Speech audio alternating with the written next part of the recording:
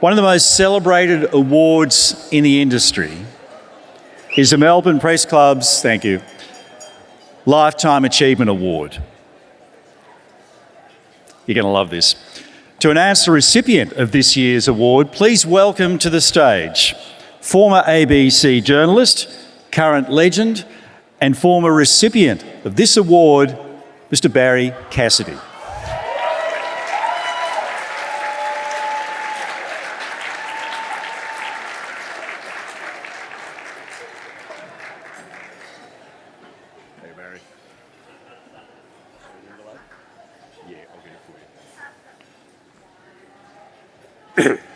We'll just wait for the envelope.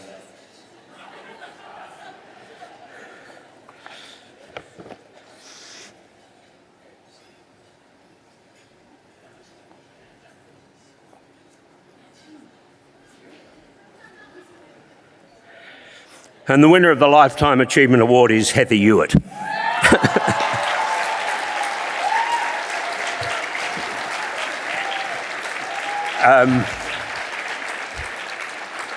Which explains, in part, why I'm here, because I was to open the envelope without any idea of what was inside. But as they explained it to me, I'm here because this is the first time that a husband and wife have won the Lifetime Achievement Award.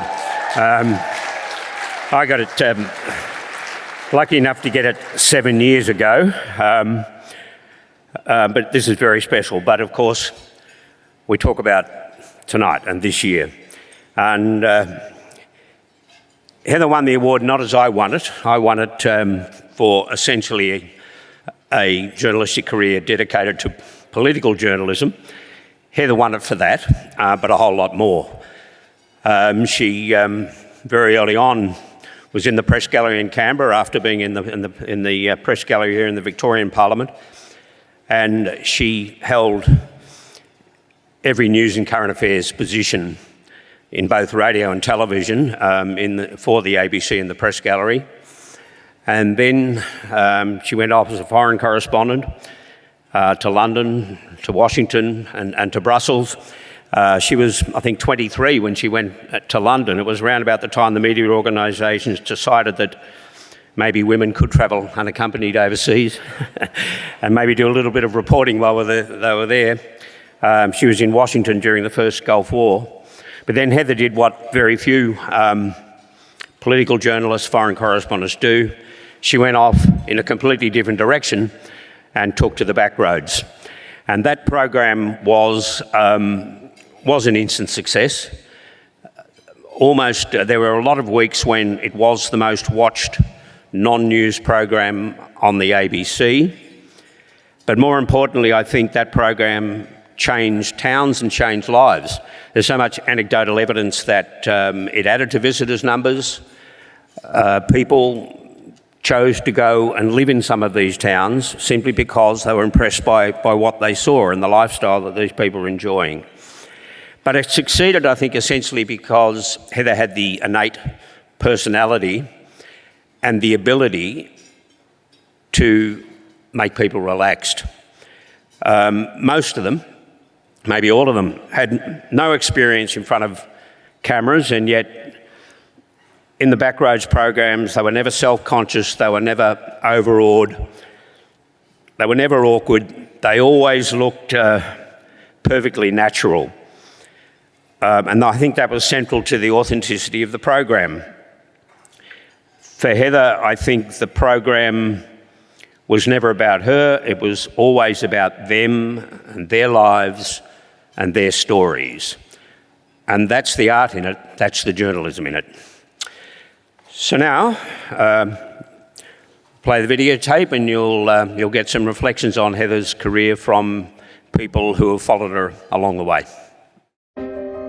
Heather had a gift like no other journalist I know to persuade politicians to come onto programs or go on the record when they knew it wasn't in their best interest to do so. And a lot of them put their foot in as a result, but they kept coming back for more, and that was Heather. To try to establish if there had been what the federal opposition has termed a fundamental blunder. I just thought straight away she was a really sharp journalist. And not only was she good at reporting the politics that we all saw laid out every day, but she dug out stories. She was a news breaker. I thought right from the start that Heather would achieve something pretty special. Heather was always very sociable. I mean, at a time when all our institutions are coming under suspicion, including the media and including journalists being seen as members of an elite and mistrusted. No one could mistrust Heather. You look at Heather and she's what you get, the grin, the way she talks. No one would mistrust Heather Ewart, and that's what she brought to journalism, I think. Heather always saw the people in the story, even if those people were politicians. She always resisted the temptation or the instinct to see politics through a cynical lens. There was something about Heather that was always looking for the better in people. She was never naive about it, but she had a great capacity to connect with people because she'd see them in all their dimension. Politics was her first great love, really, and she was incredibly good as a political journalist. But she could turn her hand to anything. She was a dream in any current affairs team for an executive producer. You could ask her to do anything. You could throw anything at her with no time to respond, and she'd always deliver the goods. Here I am, 25, and I've been told that I've got only a few weeks to live. Her story had captured national attention. The Victorian government had agreed to regulate the flourishing solarium industry. Sometimes you get that rare break when you can actually make a change and you can make a difference. And it's a wonderful thing to be able to do a story that really does have an effect for the entire community. And I hope this is what this one did achieve. I can remember Heather leaving 7:30 when I was the editor of the program to take up a foreign corresponding job based in Brussels. And she was a great loss to the program, but it was no surprise to me that she was in demand as a correspondent because, of course, again, she worked fast. She was very adaptive to any environment whatsoever, and she was fearless in what she went about, and she had a connection to people no matter what language they spoke, no matter what country they came from. I think the professionalism that has always shone and the empathy. I think of the work she did during the Victorian bushfires. There are some disasters and tragedies you report on that remain forever etched in your mind. And for me, it was Black Saturday. Those terrible, devastating times, the loss and the grief and the courage and the all underpinned by community. And perhaps that's so much of Heather. 11. Sorry, my hat's going to blow off.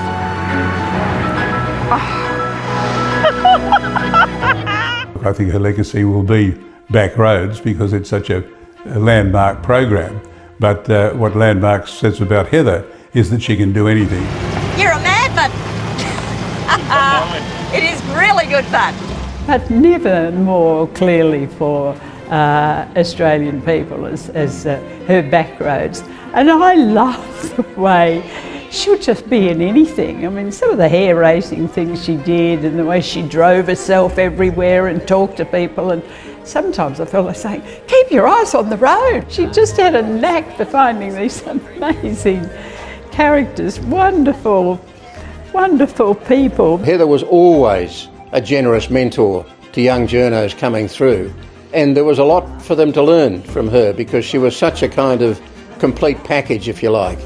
Again, no cynicism, always going after the facts. A great journalist in our country, recording our history, and you look at her life and it's made a big contribution to democracy, her work, to the women's movement.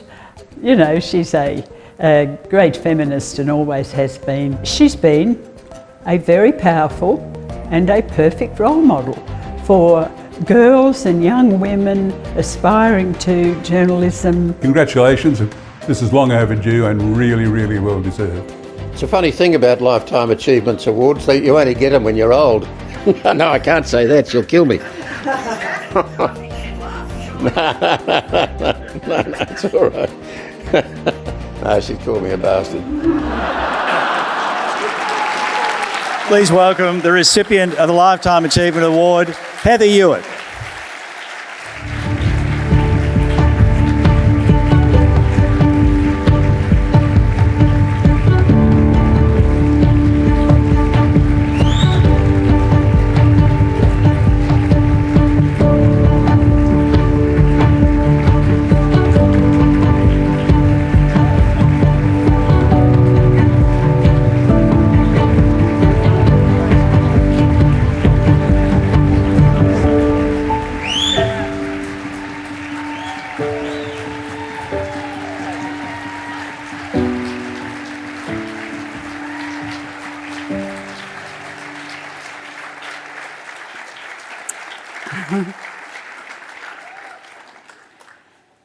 Thank you. And you bloody sneak bazzer. How long did you keep that up your sleeve? I'm kind of a bit lost for words, which is unusual. They were such beautiful things everybody said, so whoever was responsible for that, thank you for organising that and putting it together. Somebody should tell Kerry O'Brien he shouldn't laugh at his own jokes. I might tell him that myself.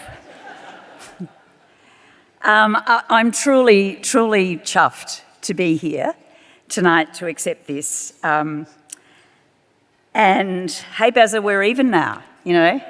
One Lifetime Achievement Award each. That's pretty good.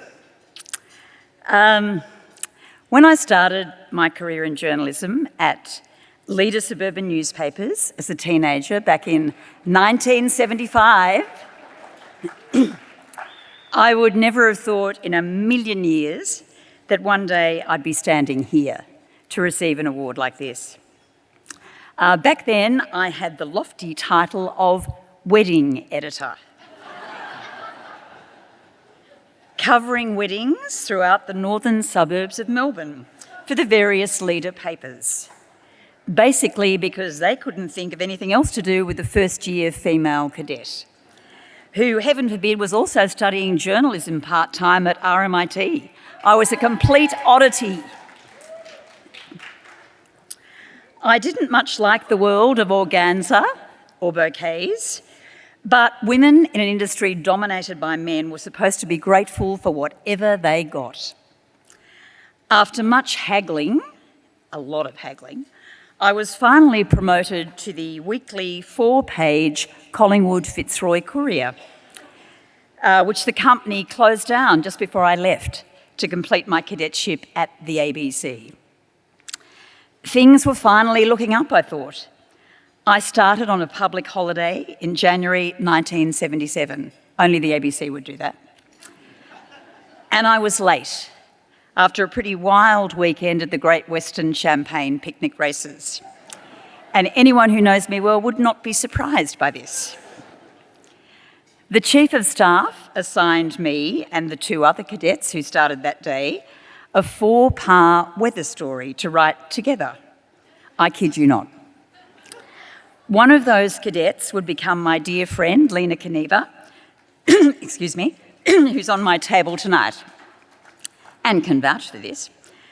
To be fair, I guess, what else do you do with a bunch of cadets on a public holiday? But it was a perfectly clear, sunny day. Anyway, Lena rang the Weather Bureau. The other cadet looked out the window for any clouds on the horizon, and I typed. I tell you, the old wedding editor job didn't seem so bad after all. For the record, the Chief of Staff that day was none other than Barry Cassidy. And we forgive you, Bazza, I guess. This was an era of no mobile phones, no internet. We relied on shorthand, if anyone remembers what that is, notebooks, landline telephones, typewriters, and teleprinters. And for women, everything was a battle. It was a battle to get a job in the first place in what had always been a man's world. When the ABC sent me and Lena and others on a training course to head office in Sydney, we were warned about the dangers of getting pregnant in King's Cross. Seriously. When I applied off my own bat to join the ABC Bureau in the Press Gallery in Canberra, I was told by my male bosses in Melbourne I'd get nowhere without their blessing. Well, I got the job without them, though I was probably never forgiven. I was the only female there in that ABC Bureau when I arrived in 1980, and I was the lowest of the low. I knew that. My job was to cover early morning doorstops and the arrival of the then Prime Minister Malcolm Fraser, who'd always brushed straight past me and other female commercial radio reporters without saying anything much at all. Some of the blokes called us microphone stands with tits. They thought it was a great joke. As I worked my way up the ladder, the then head of radio in Sydney claimed female voices were far too weak to report on politics, and therefore I didn't deserve a promotion. I ploughed on. My dream was to get to Washington as a foreign correspondent for the ABC, but it took years of trying and these sorts of arguments. What if there was a war? Men could cope better with that. And what if I wanted to start a family and was wasting the ABC's time and money? Heaven forbid. When I finally made it there in 1990, the first big event I had to cover was the Gulf War, as Basil mentioned. And guess what? I survived. I'm very relieved to see that it doesn't seem to be as tough these days for women in journalism, nor should it be, and that females are holding some very senior positions now. But what a long, slow grind it's been to get to this point. I know I've been fortunate to have had a successful career in foreign postings and covering federal politics for many years. I grabbed the breaks whenever I could see them, but always there were more battles around the corner. Backroads, the show about country towns and communities, which I'm so proud of, I had to fight hard to get up, even with the support of the then Managing Director, Mark Scott. The powerful Sydney-based programmers in head office, all city boys, said, "You want to make a program on why people live in these dumps?" And I said, well, actually, I grew up in one of those dumps, and yeah, I do. Giving country people a voice and showing city people we're not all hayseeds will always matter to me. When the first show rated its socks off, that was a pretty sweet feeling for me and the very hard-working and dedicated Backroads team. More than 10 years later, it's still going strong. In fact, it's expanded. And for me, that's a very special and important legacy.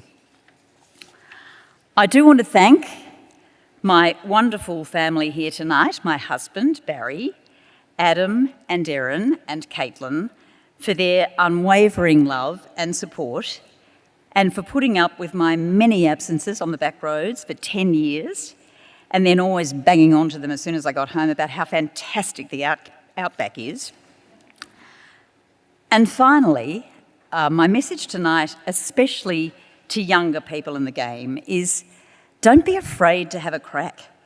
You never know where it might lead. Don't put up with the bullshit. Have the courage to tell the story as it really is. The public deserves that, and so do you. Don't be distracted or influenced by external or internal pressures, and I know that's hard, there are a lot out there. Try to stand up for truth and journalistic ethics and principles. That matters more now than ever with the hostilities and crazy uncertainty we face in this world. We get our news in so many different ways now, and AI is ever present. The mainstream media is changing and shrinking, but you don't have to shrink with it. This is an incredible industry and so worth fighting for, and if we don't, who will? For me, it's been a great ride so far, over almost 50 years, and a truly extraordinary window on life. I hope it is for you too. Thank you so much for this award, And now I'm going to enjoy a few wines. Heather, there you go. Don't forget that. Thank you. I better not forget that. A trailblazer, fantastic journalist, and just a lovely person, Heather Ewart.